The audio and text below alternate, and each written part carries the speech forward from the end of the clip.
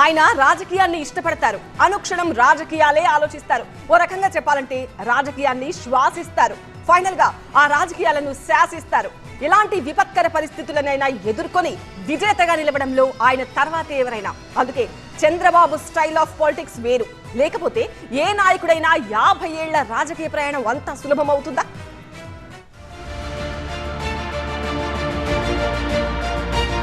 ఎన్ని అవమానాలైనా భరిస్తారు,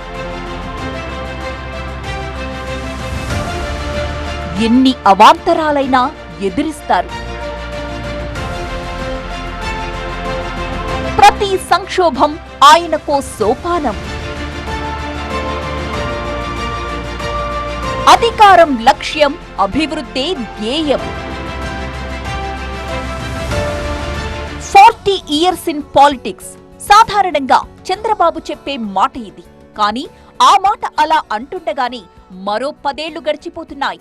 అంటే ఆయనదిప్పుడు దాదాపు 50 ఏళ్ల రాజకీయం. 5 దశాబ్దాలు దేశ రాష్ట్ర రాజకీయాల్లో మనుగడ సాగించడం అంటే సాధారణ విషయం కాదు. దేశవ్యాప్తంగా ఉన్న టాప్ మోస్ట్ లీడర్స్ లో ఒకరిగా ఆ స్థాయిని మెయింటైన్ చేయడం అందరు నాయకులకు సాధ్యమయ్యే విషయం అస్సలు కాదు. అది కేవలం ఒక్క చంద్రబాబుకే చెల్లిందని చెప్పక తప్పదు. 4 సార్లు ముఖ్యమంత్రి, 3 సార్లు ప్రతిపక్ష నాయకుడు. ఇంతకన్నా ఒక నాయకుడికి చెప్పుకోదగ్గ పొలిటికల్ క్రెడిట్ స్కోర్ ఏముంటుంది? అందుకే మరే ఇతర నాయకుడికి ఇలాంటి ట్రాక్ రికార్డు ఉండదంటే అతిశయోక్తి కాదేమో.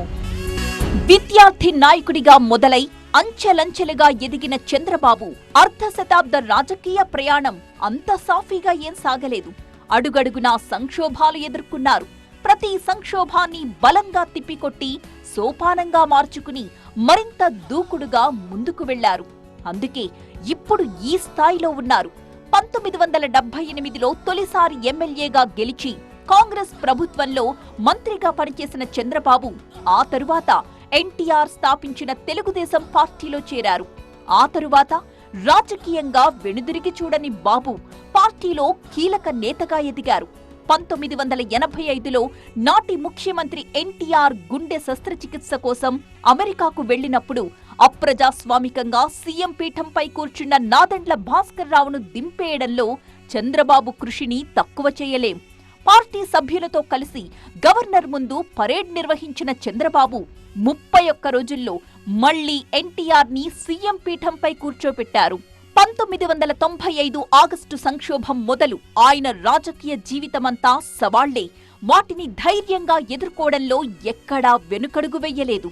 1995లో తొలిసారి ముఖ్యమంత్రిగా తన మామ ఎన్టీఆర్ కు వెన్నుపోటు పొడిచారంటూ ప్రత్యర్థులు ఆరోపణలు గుప్పిస్తున్నా అవేవీ పట్టించుకోకుండా ముందుకే సాగిపోయారు.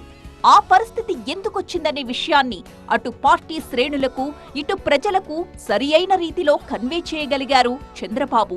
అందుకే 1999 ఎన్నికల్లో ఆ ప్రభావమేదీ కనబడలేదు.